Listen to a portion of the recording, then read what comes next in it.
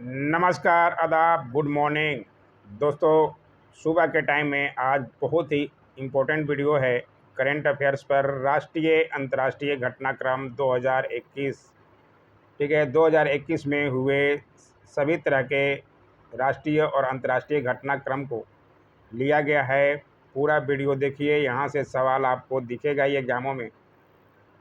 अगर मेरा मेहनत दिख जाए तो लाइक कर दीजिएगा, और जो लोग अभी भी नए हैं चैनल सब्सक्राइब कर सकते हैं। ठीक है, आइए देखते हैं 2021 के प्रमुख राष्ट्रीय अंतर्राष्ट्रीय घटनाक्रम में सवाल जिन पे बनने की उम्मीद है आगे आने वाले आपके बीपीएससी 67, सीडीपीओ, डबल एओ या किसी भी कंपटीशन एग्ज़ाम की तैयारी कर रहे हैं, सबके लिए इम्पोर्टेंट है। ठीक है, आइए देखें। आईसीसी वनडे विश्व रैंक कप 2023 का आयोजन कहाँ होगा।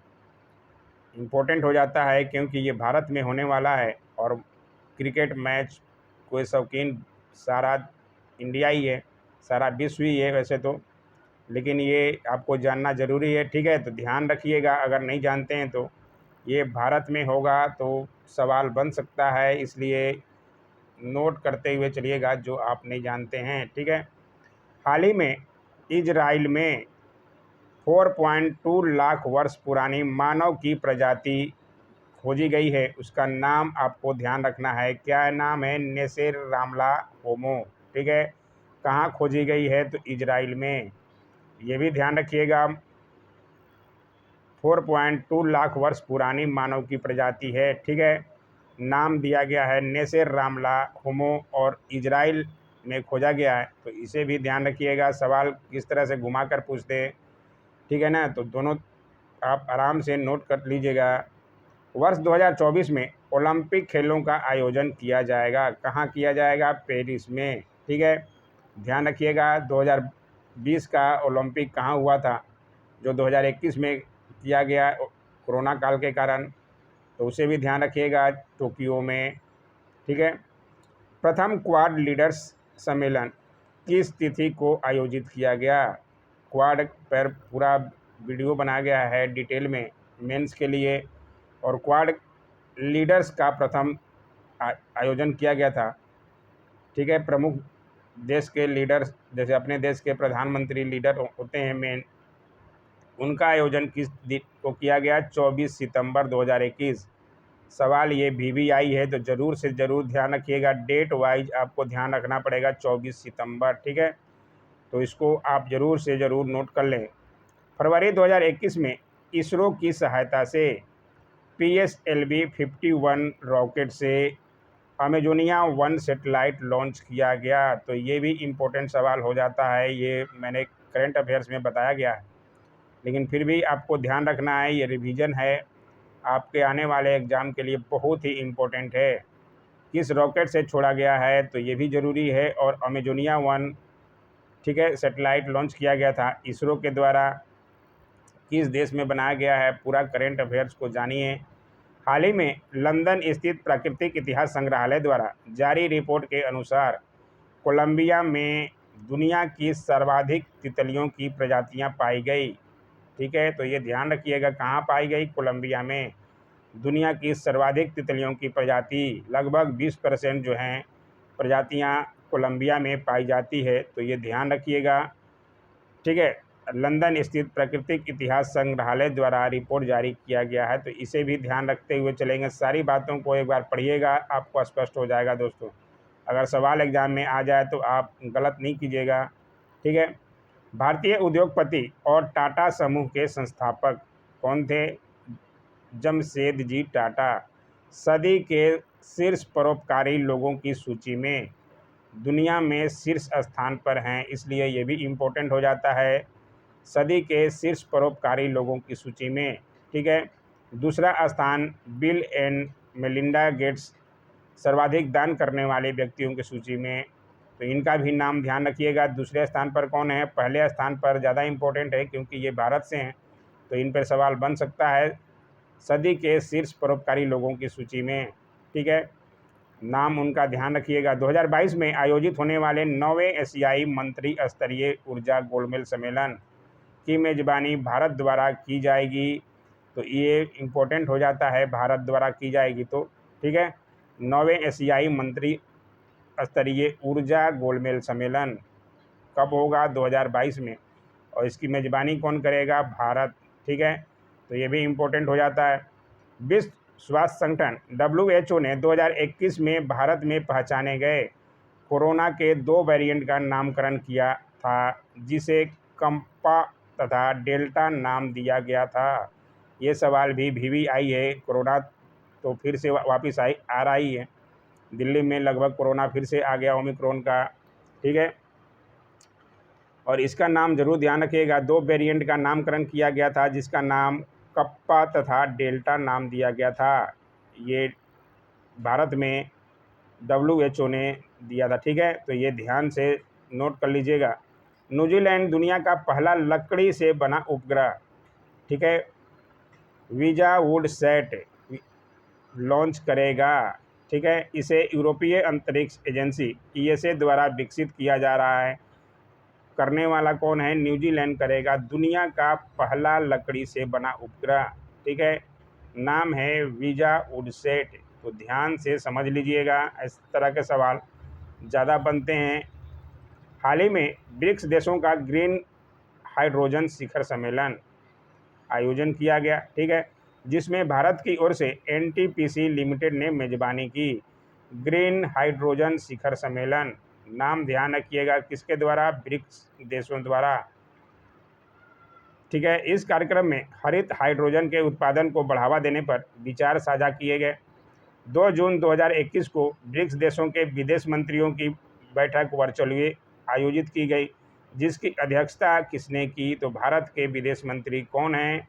AS जयशंकर। तो इनका नाम तो ज़रूर ध्यान रखिएगा, क्योंकि विदेश मंत्री में अभी बहुत प्रचलित है ये। ठीक है, तो ये इनका नाम जरूर ध्यान रखिएगा। और किस लिए हुई थी? पहला तो आपको समझना है, ग्रीन हाइड्रोजन शिखर सम्मेलन। ठीक है, भारत की ओर से किसने भाग लिया? NTPC लिमिटेड ने। और ब्रिक्स के विदेश मंत्रियों की बैठक में अध्यक्षता किसने की? भारत के विदेश मंत्री AS जयशंकर ने।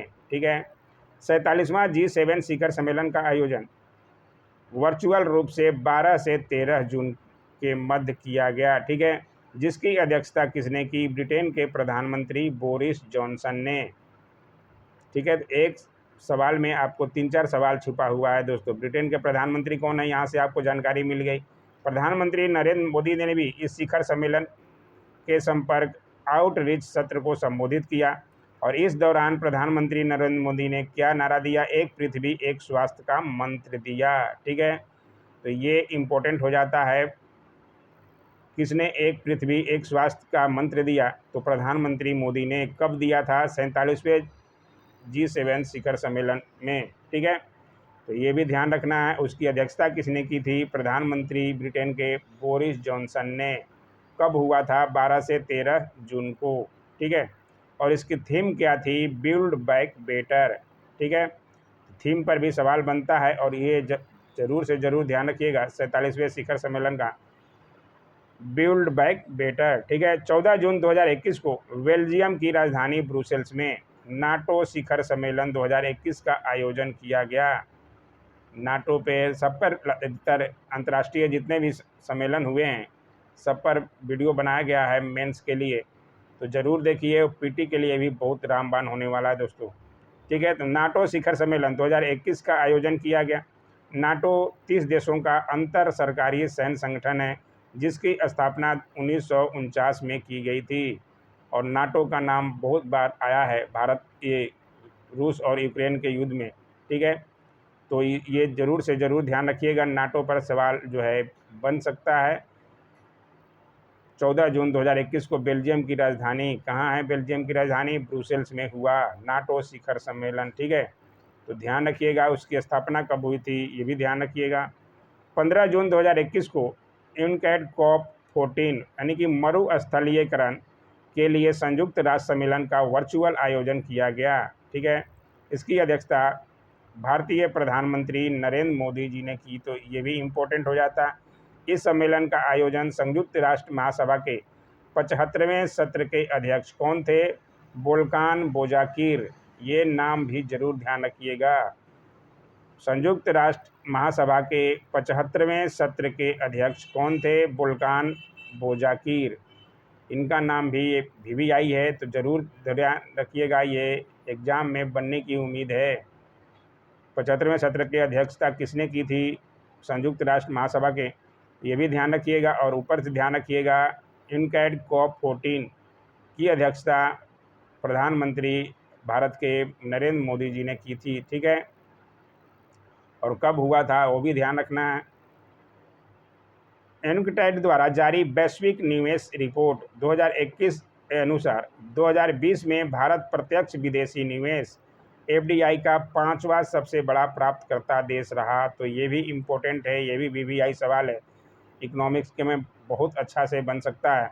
कौन जारी किया? यूनकैड। ठीक है, तो ये भी इम्पोर्टेंट है, किसने जारी किया।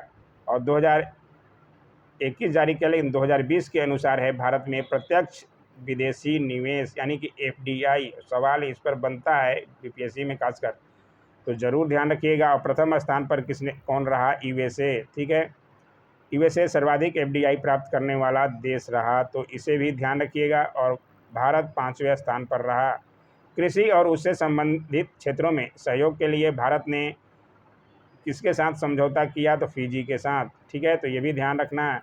यूरोप के सबसे बड़े डिजिटल और स्टार्टअप कार्यक्रम विवा टेक में मुख्य भाषण हेतु प्रधानमंत्री नरेंद्र मोदी को गेस्ट ऑफ ऑनर के रूप में आमंत्रित किया गया। ठीक है, तो ये भी ध्यान रखना है, कहाँ पर? यूरोप के सबसे बड़े डिजिटल और स्टार्टअप कार्यक्रम। मोदी जी का भाषण तो सब लोग सुनना चाहते हैं, पूरा विश्व। ठीक है, तो इसलिए ये इम्पोर्टेंट हो जाता है, तो ध्यान रखिएगा। यूरोप के सबसे बड़े डिजिटल और स्टार्टअप कार्यक्रम विवा टेक नाम दिया गया है, उसमें मुख्य भाषण हेतु किसको आमंत्रित किया गया? प्रधानमंत्री नरेंद्र मोदी को गेस्ट ऑफ ऑनर के रूप में। ठीक है, सवाल जैसे भी बने आपका आंसर सही होना चाहिए दोस्तों। ठीक है, भारत तथा यूरोपीय संघ की नौसेनाओं ने पहली बार अदन की खाड़ी में, कहाँ किया? अदन की खाड़ी में संयुक्त अभ्यास किया। इन EU नेवी फॉर संपन्न किया। ठीक है, इंडिया EU से यूरोपीय संघ, NAV से नेवी फॉर संपन्न किया। ठीक है, तो ये याद रखिएगा। और हाल ही में डेनमार्क सरकार ने लिनेट होम नामक कृत्रिम द्वीप के निर्माण को मंजूरी दी है। ठीक है, इस द्वीप का विस्तार 2.6 वर्ग किलोमीटर तक होगा। इस द्वीप के निर्माण से लगभग 35,000 लोगों को आवास उपलब्ध होगा। किसने किया है कृत्रिम द्वीप का निर्माण की मंजूरी? तो डेनमार्क सरकार ने दिया है। लिनेट होम नाम दिया गया है कृत्रिम द्वीप का, लिनेट होम। ठीक है, तो ये भी ध्यान रखना है। चीन के जियांगसू प्रांत में H10N3 बर्ड फ्लू का पहला मामला सामने आया, जो इंसानों में पाया गया था। तो ये भी सारे करंट अफेयर्स में बताए गए हैं, लेकिन ये आपके रिवीजन के लिए एक जगह लाया गया है। अच्छी तरह से समझ लीजिए, सवाल आगे आने वाले एग्जामों में बनेगा ही। ठीक है, बर्ड फ्लू का H10N3 ये भी बोला जाता है, तो ये भी ध्यान रखिएगा। और कहाँ? चीन के जियांगसू प्रांत में पहला मामला आया है। चीन के ज्वांगहोम माउंट एवरेस्ट पर फतह करने वाले एशिया के पहले नेत्रहीन पर्वतारोही बने हैं, तो ये भी इम्पोर्टेंट हो जाता है, झांगहुंग। ठीक है, माउंट एवरेस्ट पर पहला नेत्रहीन, तो भी एशिया के पहले नेत्रहीन, तो इम्पोर्टेंट हो जाता है, तो इन्हीं का नाम भी ध्यान रखिएगा। ठीक है, भारत को 2022 से 24 की अवधि के लिए संयुक्त राष्ट्र की आर्थिक व सामाजिक परिषद इकोस के अध्यक्ष के रूप में चुना गया है। ठीक है, तो इसे भी नाम ध्यान रखिएगा। संयुक्त राष्ट्र की आर्थिक व सामाजिक परिषद के अध्यक्ष के रूप में चुना गया है 2022-24 के लिए। अल सल्वाडोर अपने देश में बिटकॉइन को वैश्विक मुद्रा का दर्जा देने वाला देश का, दुनिया का पहला देश बना, तो ये भी इम्पोर्टेंट हो जाता है, तो ध्यान रखिएगा। ठीक है, बिटकॉइन का नाम बहुत प्रचलित हुआ था, तो नाम से आपको ध्यान रखना है। बिटकॉइन कौन किया? El Salvador. ठीक है, वैध मुद्रा का दर्जा दिया है। ठीक है, भारत में तो नहीं मिल पा रहा है, लेकिन ये अल सल्वाडोर ने दिया है। ठीक है, तो ये नाम ध्यान रखिएगा, और बहुत प्रचलित है बिटकॉइन। गूगल ने दुनिया की सबसे लंबी अंडर सी केबल के निर्माण की योजना बनाई।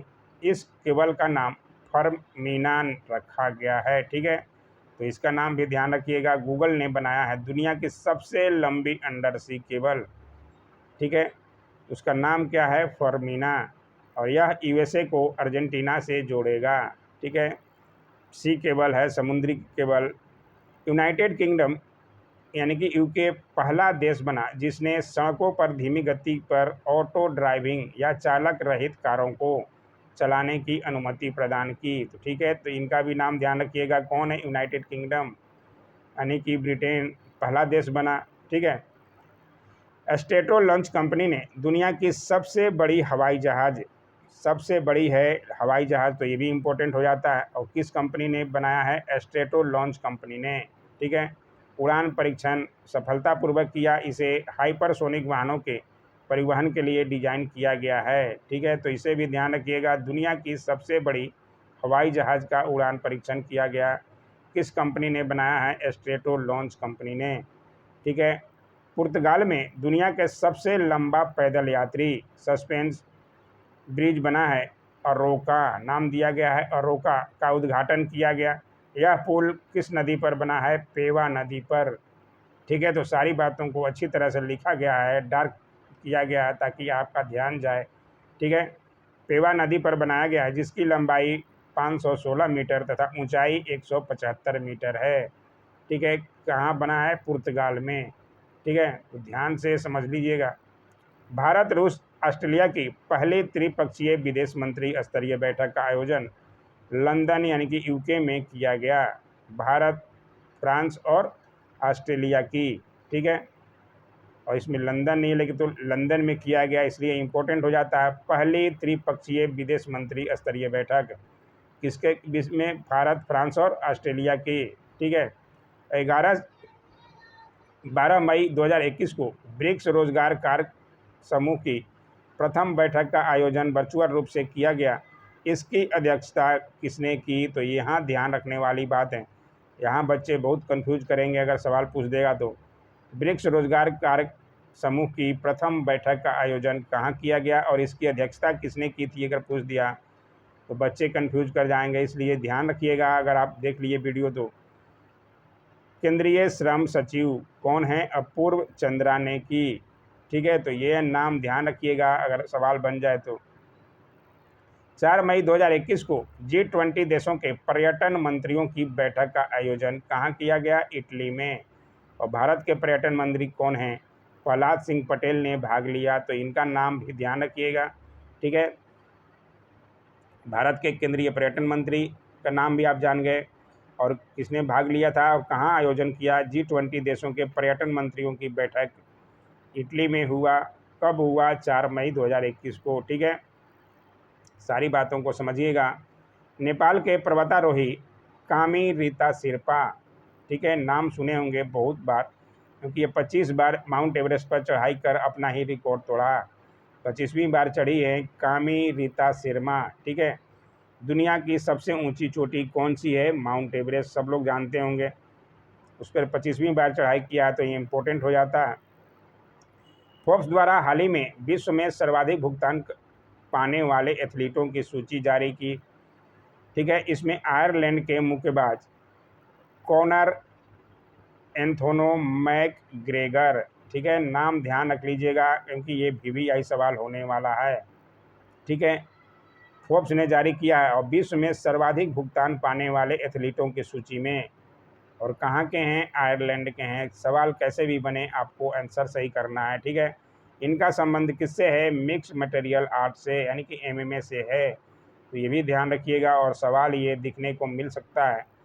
केंद्रीय स्वास्थ्य एवं परिवार कल्याण मंत्री डॉक्टर हर्षवर्धन ने 74वें स्वास्थ्य सभा की अध्यक्षता की। ठीक है, इसमें लक्ष्य था मलेरिया को 2023 तक 35 देशों से समाप्त करना तथा मृत्यु दर में 90% तक की कमी लाना। मलेरिया से भी लोग बहुत मर जाते हैं। ठीक है, और वर्तमान केंद्रीय स्वास्थ्य मंत्री कौन है? मनसुख मंडाविया। ये लिख दिया गया है ताकि ये अध्यक्षता किए थे हर्षवर्धन, उसके पहले थे लेकिन अभी चेंज हो गए हैं, तो इन पे भी सवाल याद रखिएगा। ये ठीक है। मनसुख मंडाविया वर्तमान में केंद्रीय स्वास्थ्य मंत्री हैं। और पहले किन्होंने भाग लिया था? 74वें स्वास्थ्य सभा की अध्यक्षता तो डॉक्टर हर्षवर्धन। ठीक है, तो इनका नाम भी ध्यान रखिएगा और सारे सवाल बता दिया गया। अच्छी तरह से पढ़िएगा तो आपका सवाल नहीं छूटेगा। दोस्तों, कैसा लगा वीडियो ज़रूर कमेंट किया कीजिए। Don't forget to like, share, comment and subscribe my YouTube channel. Thanks for watching my YouTube channel.